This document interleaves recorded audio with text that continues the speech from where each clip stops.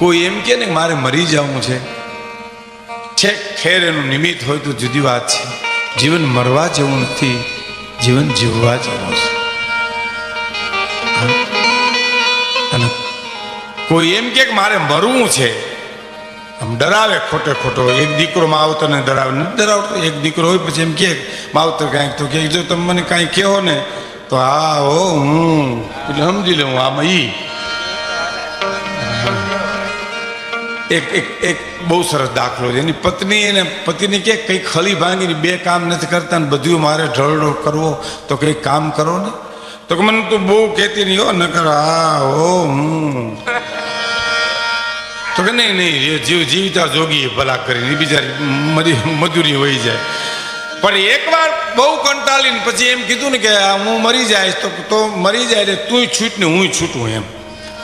આલ્યો આ દોરડું દઉં ઘણા પાવ ખાઈને મરી જાય એટલે દોરડું લઈને ગયો, કમાડ બંધ કર્યું. બાઈ માણા હાડમંડી નાખવા દોડો દોડો મારો પતિ મરી જાય ગળા ટૂંકો ખાઈને. એટલે માણસો દોડ્યા, કમાડ ખેડવી જોયું તો કડીએ દોરડું બાંધીને હિંસકતો હતો. વાહ પગ પછાડીને આની કોરો આવે ને આ વાહો પછાડીને આમ જાય, ખેલારે સીડ્યો હતો. એની પત્ની કે પણ તું તો કહેતો હતો ને મારે મરી જાવું, તો મરી જાવું તું ડોકમાં નાખ્યો તો પણ જીવ મૂંઝાણો કડીએ લઈ લીધો. વાતું થાય એમ મરાય. ઓલી ડોશીમાં નહીં છાણી લેવા ગયા ડોહીમાં ને હોવું દખ બહુ દે, દખાણે દીધા પછી એ દે ને. આ તો હેતા હેતા દેવા ને હેતા હેતા લેવા. દખ દીધા હોય પછી એટલે હમણાં દખ દે એટલે છાણનો હુંડલો ચડે નહીં એટલે ડોશીના મોઢામાં શબ્દ નીકળે અરે રે આના કરતા તો મોતે ન આવ્યો.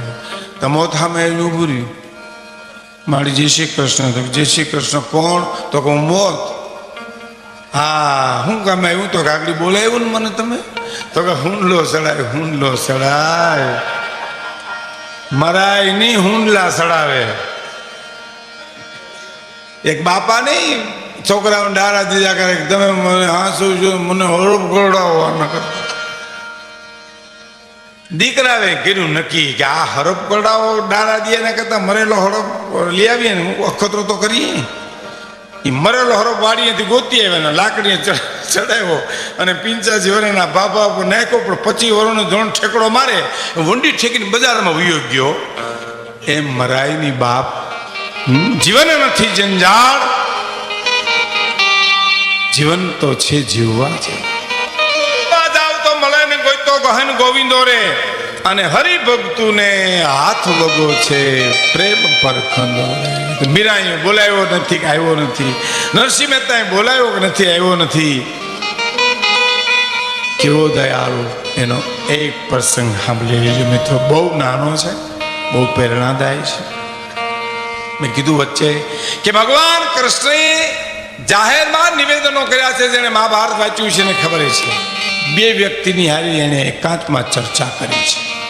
એક કરણ કુંતા જણો જાયો બન્યા ભગવાન ભિખારી. સાહેબ કરણની વાત જવા દો, જુદી વાત છે આખી.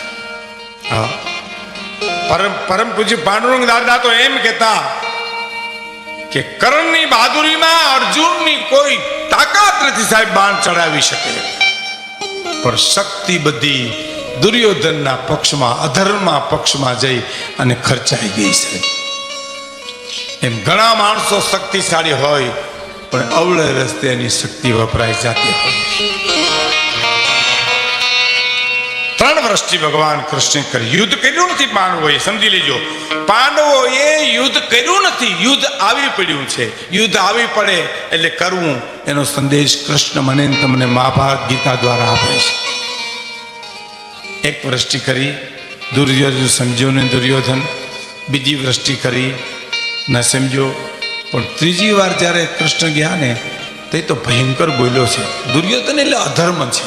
અધર્મ ગમે એ બોલી શકે સાહેબ.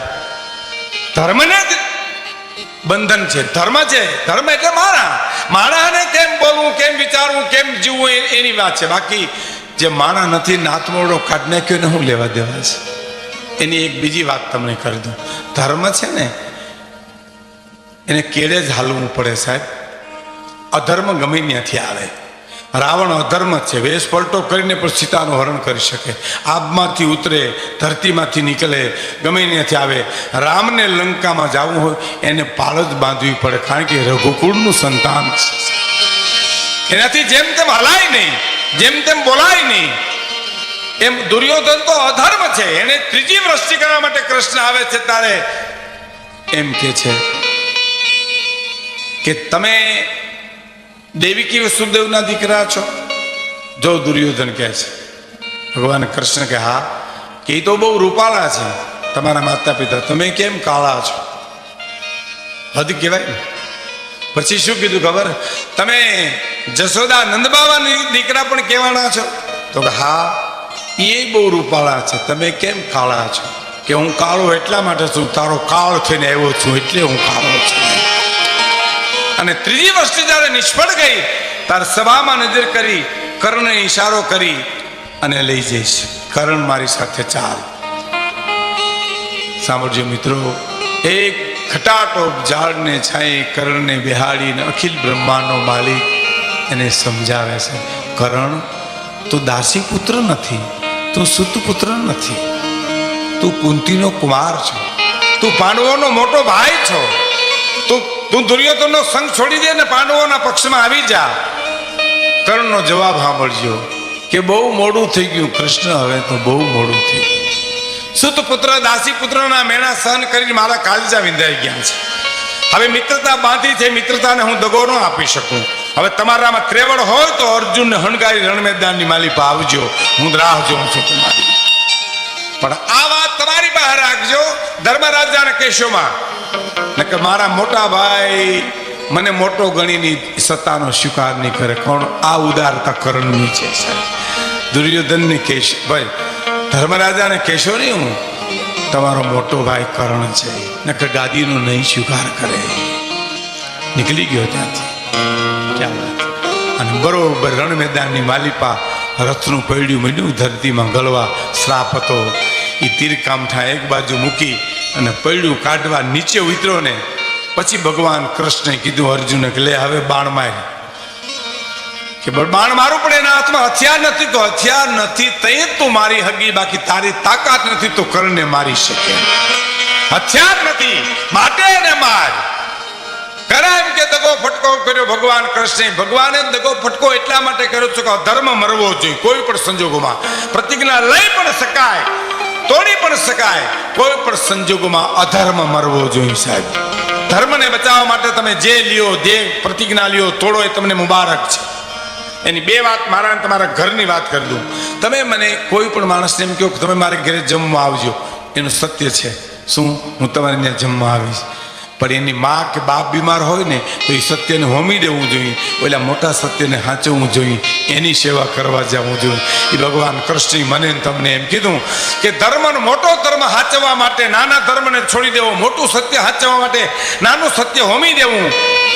એક કર્ણને સામે એને ચર્ચા કરી. અને બીજી મહત્વની વાત હું તમને એ કહેવા માંગુ છું કે અર્જુનને એકાંતમાં બોલાવ્યો છે અને એ બોલાવીને એટલું કીધું છે કે અર્જુન તને ખબર છે કાલે શું પ્રસંગ છે? તો કે હા, માછલીની આંખ વિંધવાની છે મારે. એમ મચ્છ વિંધનો પ્રસંગ છે, ખબર છે? તો કે હા. કેવી રીતે વિંધવાની ખબર છે? તો કે હા, તળાવ પાણી, એમાં પછી મારે નીચે જોવાનું, છાપડામાં પગ રાખવાના, આ બધો પ્રસંગ જાણીતો છે, મારે તો મહત્વની વાત કરવી છે. અને નીચું જોઈને ઉપર આંખ વિંધવાની છે. એમ? તો હા. હવે જો હું તને એટલા માટે અહીં લેવો છું, એમાં જો તું નિષ્ફળ ગયો તો તું જીવતોય કોઈ બરાબર છે, ન જીવતોય કોઈ વાંધો નથી, એમાં કોઈ ફરક નથી પડે. મરી જતો પ્રશ્ન નથી, જીવતો પ્રશ્ન નથી. પણ એમાં જો તું પારંગત થા અને માછલીની આંખ જો વીંધી લે, હે?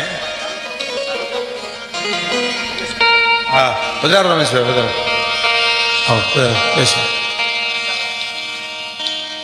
તાલુકા પંચાયત આ પ્રમુખશ્રી પણ આવ્યા છે.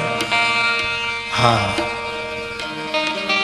તો અર્જુન સાંભળજો મિત્રો, બરાબર છાબડામાં પગ રાખજે, ચિત્તને ઠેકાણે રાખજે, મન બરાબર કાબુમાં રાખજે, બરાબર આંખ, માછલીની આંખ દેખાય, બીજું કાંઈ આંખ દેખાવી ન જોઈ. એ આપણી ગામડાની ભાષામાં જો મારે તમને કહેવું હોય ને તો ભાતે જેમ ભાઈતું પાડે અને પાછી જેમ તેલ પાડે એમ સમજે. આમ કરજે, તેમ કરજે, ફલાણું કરજે, ચીજ ઠેકાણ રાખજે. બધું સાંભળ્યા પછી અર્જુને શું પ્રશ્ન કર્યો ખબર? કે આ બધું મારે જ કરવું, તમારે કઈ નહીં કરવાનું? હે કે આ બધું મારે જ કરવાનું, તમારે કઈ નહીં કરવાનું? અને ભગવાન કૃષ્ણનો જવાબ સાંભળજો કે તારાથી જે નહીં થાય ને એ હું કરીશ. કે તું શું કરી, તમે શું કરશો, જે મારાથી આવતીકાલે શું નહીં થાય. અર્જુન સાંભળી લે, પાણી સ્થિર હું કરી દઈશ, પાણી તારાથી નહીં સ્થિર થાય. અને પાણી સ્થિર કરું તો જ માછલી દેખાય, માછલી દેખાય તો જ આંખ દેખાય, આંખ દેખાય તો જ વિંધી થાય. એમ ભગવાન એમ કહે છે કે મારા સામે તું 10 ડગલા હાલે તો 50 ડગલા હાલવા તારા સામે હું તૈયાર છું. પણ હે જીવ, તું મારે સામે આ તો આવ્યું ભલા માણસ. એ જીવ ઈશ્વર તરફ જવાની ગતિ, એના માટે આ સંતવાણી છે, એના માટે આ ભજનો છે, એના માટે આ લોક સાહિત્ય છે. કોઈ પણ સંજોગોમાં અધર્મ મરવો જોઈએ સાહેબ. ધર્મને બચાવવા માટે તમે જે લ્યો, દેહ પ્રતિજ્ઞા લ્યો, તોડો, એ તમને મુબારક છે. એની બે વાત મારા તમારા ઘરની વાત કરી દઉં. તમે મને કોઈ પણ માણસને એમ કહો કે તમે મારે ઘરે જમવા આવજો, એનું સત્ય છે. શું હું તમારે ત્યાં જમવા આવીશ? પણ એની મા કે બાપ બીમાર હોય ને તો એ સત્યને હોમી દેવું જોઈએ, ઓલા મોટા સત્યને સાચવવું જોઈએ, એની સેવા કરવા જવું જોઈએ. એ ભગવાન કૃષ્ણે મને તમને એમ કીધું કે ધર્મનો મોટો ધર્મ સાચવવા માટે નાના ધર્મને છોડી દેવો, મોટું સત્ય સાચવવા માટે નાનું સત્ય હોમી દેવું. એક કરણને સામે એને ચર્ચા કરી. અને બીજી મહત્વની વાત હું તમને એ કહેવા માગું છું કે અર્જુનને એકાંતમાં બોલાવ્યો છે અને એ બોલાવીને એટલું કીધું છે કે અર્જુન, તને ખબર છે કાલે શું પ્રસંગ છે? તો કે હા, માછલીની આંખ વિંધવાની છે મારે. એમ મચ્છ વિંધનો પ્રસંગ છે, ખબર છે? તો હા. કેવી રીતે વિંધવાની ખબર છે? તો હા, તળાવ, પાણી, એમાં પછી મારે નીચે જોવાનું, છાબડામાં પગ રાખવાના. આ બધો પ્રસંગ જાણીતો છે, મારે તો મહત્વની વાત કરવી છે. અને નીચું જોઈને ઉપર આંખ વિંધવાની છે. એમ તો હા. હવે જો હું તને એટલા માટે અહીં લેવો છું, એમાં જો તું નિષ્ફળ ગયો તો તું જીવતોય કોઈ બરાબર છે, ન જીવતોય કોઈ વાંધો નથી. એમાં કોઈ ફરક નથી પડે. મરી જતો એક પ્રશ્ન નથી, જીવતો એક પ્રશ્ન નથી. પણ એમાં જો તું પારંગત થા અને માછલીની આંખ જો વીંધી લે, હે? હા, વધારો રમેશભાઈ, વધારો. હા, બેસો. તાલુકા પંચાયત આ પ્રમુખ શ્રી પણ આવ્યા છે. હા, તો અર્જુન સાંભળજો મિત્રો, બરાબર છાબડામાં પગ રાખજે, ચિત્તને ઠેકાણે રાખજે, મન બરાબર કાબુમાં રાખજે, બરાબર આંખ, માછલીની આંખ દેખાય, બીજું કાંઈ આંખ દેખાવી ન જોઈ. એ આપણી ગામડાની ભાષામાં જો મારે તમને કહેવું હોય ને તો ભાતે જેમ ભાઈતું પાડે અને પાછી જેમ તેલ પાડે એમ સમજે. આમ કરજે, તેમ કરજે, ફલાણું કરજે, ચીજ ઠેકાણ રાખજે. બધું સાંભળ્યા પછી અર્જુને શું પ્રશ્ન કર્યો ખબર? કે આ બધું મારે જ કરવું, તમારે કઈ નહીં કરવાનું? હે કે આ બધું મારે જ કરવાનું, તમારે કઈ નહીં કરવાનું? અને ભગવાન કૃષ્ણનો જવાબ સાંભળજો કે તારાથી જે નહીં થાય ને એ હું કરીશ. કે તું શું કરી, તમે શું કરશો, જે મારાથી આવતીકાલે શું નહીં થાય. અર્જુન સાંભળી લે, પાણી સ્થિર હું કરી દઈશ, પાણી તારાથી નહીં સ્થિર થાય. અને પાણી સ્થિર કરું તો જ માછલી દેખાય, માછલી દેખાય તો જ આંખ દેખાય, આંખ દેખાય તો જ વિંધી થાય.